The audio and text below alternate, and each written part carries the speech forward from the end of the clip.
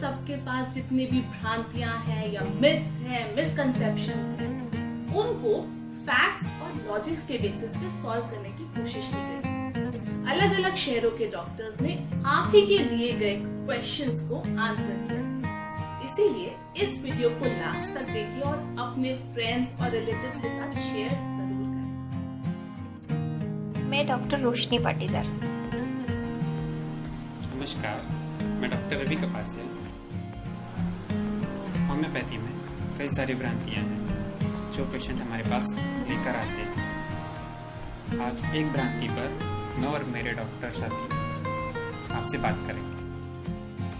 हमारा आज का सवाल है कि होम्योपैथिक उपचार लक्षणों पर आधारित है, तो क्या होम्योपैथिक ट्रीटमेंट के दौरान हमें lab test, blood test, X-ray, CT, ultrasound, MRI वगैरह करवाना आवश्यक है या नहीं? इन्वेस्टिगेशन की हेल्प से हमको पता चलता है डिसीज के बारे में और डिसीज की तीव्रता के बारे में। अब यदि हम तीव्रता को देखें, तीव्रता मतलब कि डिसीज कहाँ तक फैल चुकी है, हानिकारक है और हानिकारक नहीं है।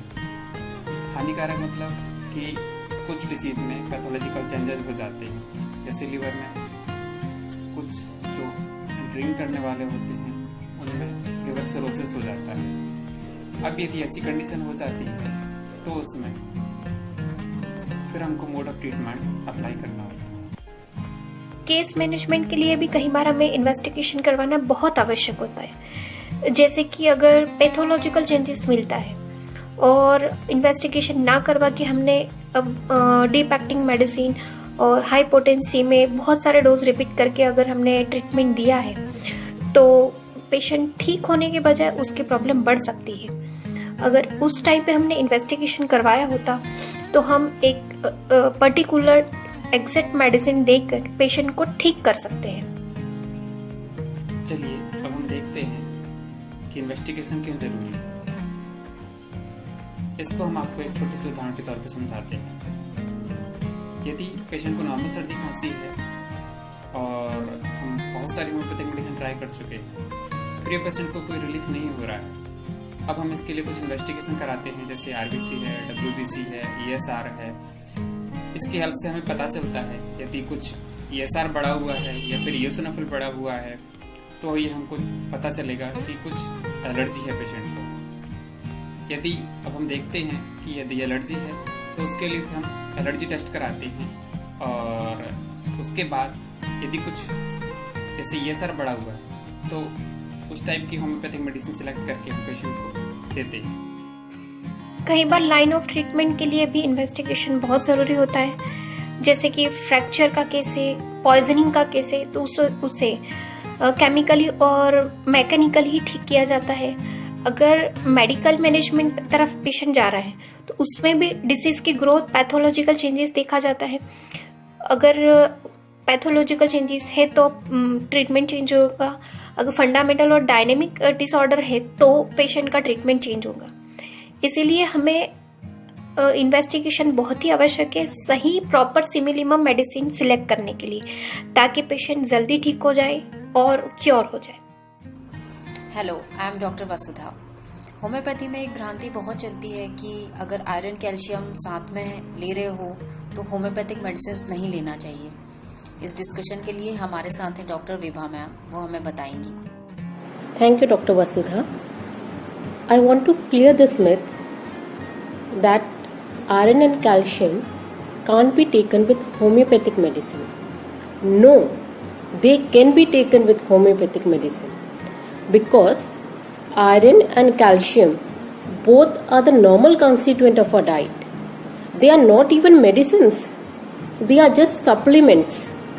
So they won't interfere in the action of homeopathic medicine. So our patient can easily take both homeopathic medicine and iron and calcium tablets. Thank you. जैसा कि विभा मैम ने बताया कि ये फूड कॉन्स्टिट्यूएंट होते हैं कैल्शियम एंड आयरन, तो साथ में लिया जा सकता है। एक चीज और मैं ऐड करना चाहूंगी, अगर कोई भी पेशेंट सपोज वो एंटीबायोटिक्स भी ले रहा है किसी डिसीज के लिए, तो साथ में वो होम्योपैथी भी चलने दे सकता है। इससे ये फायदा होगा कि एलोपैथिक की जो भी साइड इफेक्ट बॉडी में आते हैं होम्योपैथी उसको ठीक भी करती हुई चली जाती है, क्योंकि वो नेचुरल वे से आपका इम्यूनिटी लेवल बढ़ा रहा है।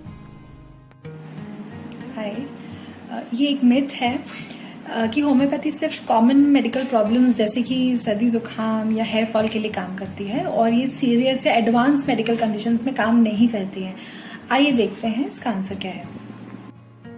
फैक्ट ये है कि होम्योपैथी से kidney failure, liver failure, liver cirrhosis, rheumatoid arthritis, endometriosis, बहुत सारी न्यूरोलॉजिकल डिसऑर्डर्स जैसी सीरियस एंड एडवांस पैथोलॉजी वाली कंडीशंस भी ट्रीट की जा सकती है। Even cyst, tumours, ganglions, ligament tear, kidney and gall stones, spondylosis जैसी कंडीशंस जिनमें मिथ है कि सर्जरी ही एक ऑप्शन है, ऐसी कंडीशंस में भी होम्योपैथी उतनी ही इफ़ेक्टिव है। अब अगर साइकेट्रिक डिसऑर्डर्स को देखें तो बहुत सारे पेशेंट्स डिप्रेशन और एंजाइटी में बिना किसी साइड इफ़ेक्ट के होम्योपैथी से ट्रीट किए जाते हैं। वैसे ही सीरियस न्यूरोलॉजिकल कंडीशंस जैसे डिमेंशिया, शिज़ोफ्रेनिया में भी होम्योपैथी वर्क्स वंडरफुली। नमस्कार, मैं डॉक्टर स्वाति तोमर, होम्योपैथ। आइए आज हम एक भ्रम के बारे में जानकारी देंगे। बहुत सारे लोगों को ये भ्रम है कि होम्योपैथिक सर्जरी के अगेंस्ट में है। मैं और मेरे कलीग डॉक्टर सालिया खान मैडम आपको इस बारे में जानकारी देंगे कि होम्योपैथिक सर्जरी के बिल्कुल अगेंस्ट में नहीं है, जबकि होम्योपैथिक दवाइयों को लेने से सर्जरी में होने वाले कॉम्प्लिकेशंस को किस तरह दूर किया जाता है ये हम जानेंगे। और जरूरत पड़ने पर सर्जरी की जरूरत होती है तो फिर पेशेंट्स को होने वाले एंजाइटी, डिप्रेशंस और बहुत सारे कॉम्प्लिकेशन से किस तरह दवाइयों के सेवन से उन्हें बचाया जा सकता है ये जानेंगे। नमस्कार, मैं डॉक्टर सालिया खान, होम्योपैथ। लोगों में ये भ्रम है कि होम्योपैथी सर्जरी को अपोज करती है या अगेंस्ट है। होम्योपैथी सर्जरी के अगेंस्ट नहीं है। होम्योपैथी में ये माना गया है कि हम बीमारी को इस तरीके से ट्रीट करें कि वो सर्जरी तक उसकी नौबत ना आए, बिना सर्जरी करे ही वो ठीक हो जाए। लेकिन कई बार ऐसी स्थिति आ जाती है कि सर्जरी करना बहुत ज़्यादा ज़रूरी हो जाता है।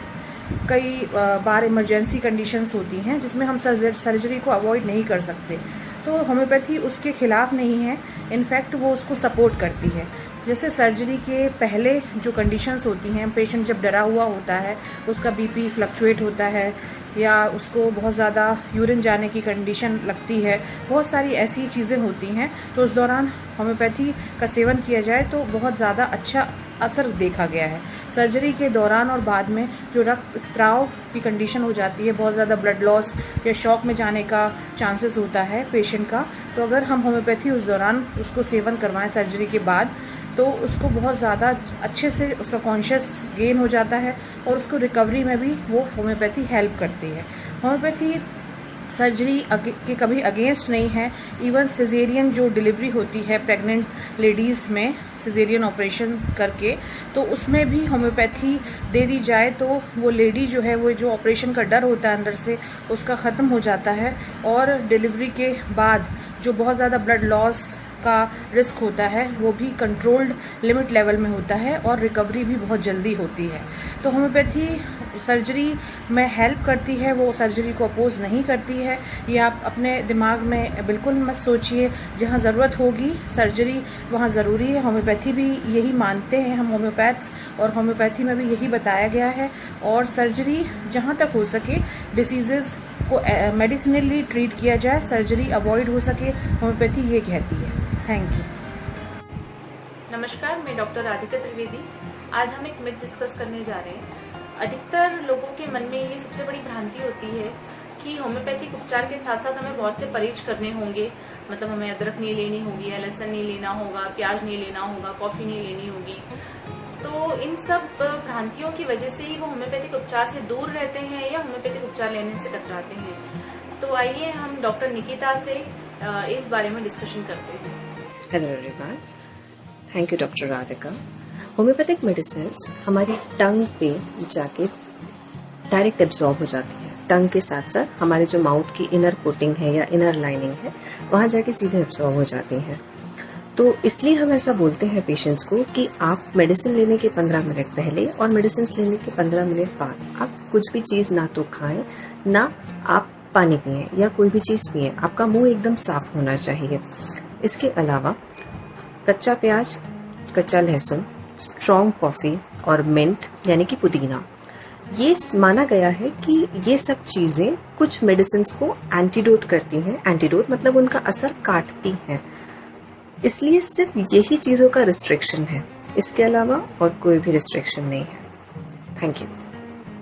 मैं डॉक्टर पूजा सिसोदिया, BHMS होम्योपैथ। होम्योपैथी में एक भ्रम यह भी है कि डायग्नोसिस की आवश्यकता नहीं है होम्योपैथिक ट्रीटमेंट में। आइए जानते हैं इसके पीछे का सच। Thank you doctor Pooja. I am doctor Preeti Bhatewara and जैसे कि मिथ हम डिस्कस कर रहे हैं पूजा की डायग्नोसिस होम्योपैथी की रिक्वायरमेंट नहीं है, पर ऐसा नहीं है, ये रियली एक भ्रांति है।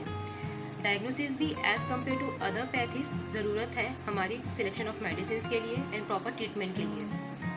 जैसे कि हम एग्जांपल के तौर पे अगर देखें कि बहुत सारे फीवर्स हम देखते हैं, जैसे टाइफाइड है, मलेरिया है, वायरल फीवर है, इसमें बहुत से सिम्टम्स कॉमन होते हैं, बहुत से अनकॉमन होते हैं। तो हम पर्टिकुलर डायग्नोसिस अगर बना पाते हैं कि हाँ ये फीवर है, ये मलेरियल फीवर है, तो हम उसका प्रॉपर ट्रीटमेंट दे सकते हैं पेशेंट को, हमारी मेडिसिन सिलेक्शन प्रॉपर हो सकती है। सेकेंड थिंग, डायग्नोसिस की हेल्प से ही हम पेशेंट को प्रॉपर डाइट एंड रेजिमेंट के बारे में बता सकते हैं, जिससे हम general management of the patient जो होता है वो हम मैनेज कर सकते हैं। अगर हम एग्जांपल देखें तो पैप्टिक अल्सर्स हैं, उसमें हमको पेशेंट्स को एडवाइस करना होता है कि वो ज़्यादा स्पाइसी फूड ना ले, ज़्यादा हेवी खाना ना खाए। सेकेंड थिंग, अगर कोई पेशेंट डायबिटिक है, कोई शुगर का पेशेंट है, तो हम उसको बताएंगे कि ज़्यादा मीठा नहीं खाना है, ज़्यादा स्टार्ची फूड उसको अवॉइड करना है। थर्ड हम आते हैं मोड ऑफ ट्रीटमेंट पे, और होम्योपैथी की भी पर्टिकुलर लिमिटेशंस हैं। तो जहाँ हमें लग रहा है कि स्ट्रक्चरल चेंजेस है, जैसे फ्रैक्चर्स है या कोई मेजर डिजीज़ है, तो वहाँ हमारे घर लिमिटेशंस हैं, तो हम पेशेंट को रेफर कर सकते हैं। अकॉर्डिंग टू हम दूसरी पैथी की हेल्प ले सकते हैं। Fourth one is the limitation, हम डिस्कस कर लिया है। नाउ द एग्जैक्ट जो सीड ऑफ डिजीज़ है उसकी हेल्प से हम मेडिसिन प्रॉपर ले सकते हैं। अगर हमको डायग्नोसिस हो गया है कि हाँ पर्टिकुलर ऑर्गन ये डैमेज हो रहा है या ये हैम्पर है, तो हमारी पैथी से पर्टिकुलर मेडिसिन होती है जो पर्टिकुलर ऑर्गन पे अच्छा काम करती है, पर हमें टोटलिटी ऑफ सिम्टम के साथ ही उसको मेडिसिन प्रिस्क्राइब करेंगे।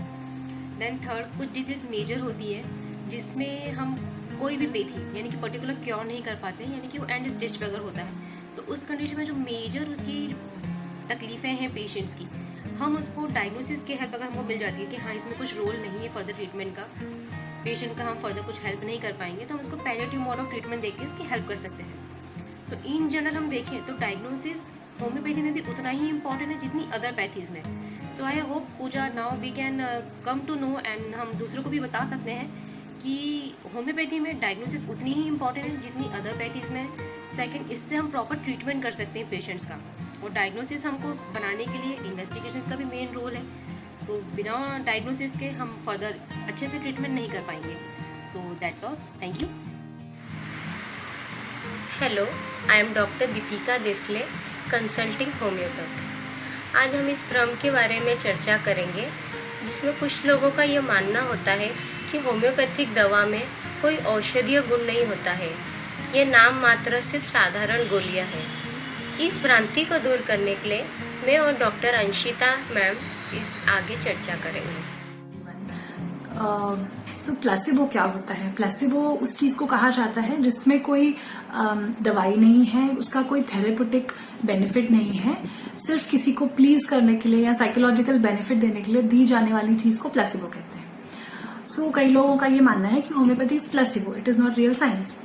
So first evidence is that IIT Mumbai ने जो रिसर्च की थी उसमें उन्होंने होम्योपैथिक डाइल्यूशंस पे स्टडी किया था and they found nano particles of the medicinal substance in them. So basically homeopathy is based on nanoscience. So since nanoscience is now, it is a nanomedicine, now that they are studying on it, they are finding it. So this is the first thing I want to talk about. Second thing is placebo का effect उन लोगों पे हो सकता है जो उसके लिए ससेप्टेबल हैं या जो उसमें बिलीव करते हैं या विश्वास करते हैं। प्लासिबो का इफेक्ट बच्चों पे नहीं हो सकता है, जो विश्वास नहीं करते उन पे नहीं हो सकता है, एनिमल्स पे नहीं हो सकता और प्लांट्स पे तो होने का कोई क्वेश्चन ही नहीं है। And homeopathy is very successful, it is giving amazing results on children, pets, animals, plants, etc. This is the second evidence. Third evidence is that whenever we are doing a case, when we are studying a case, हम लोग हर चीज का evidence और case record पूरा arrange करते हैं, इकट्ठा करते हैं। जैसे कि लैब रिपोर्ट्स हैं, सोनोग्राफी रिपोर्ट्स हैं, MRI रिपोर्ट, सभी चीजें हम रिकॉर्ड में रखते हैं, जिसको हम एक नॉर्मल लैंग्वेज में एविडेंस बेस्ड मेडिसिन कहते हैं। So we have the evidence to prove that the medicine has worked, उसका रिजल्ट आपके सामने है। इसके अलावा जो पेशेंट के टेस्टिमोनियल्स है, जो पेशेंट अपने आप से खुद से हमें बताते हैं कि हम ठीक है, हमें ऐसा फील होता है, या ये प्रॉब्लम थी अब सॉल्व हो चुकी है, this is the third point. So homeopathy is not a placebo, it is a science. हमें समझने में देर लगी है शायद, लेकिन it's a proper science and it works really well, you should also try. Thank you.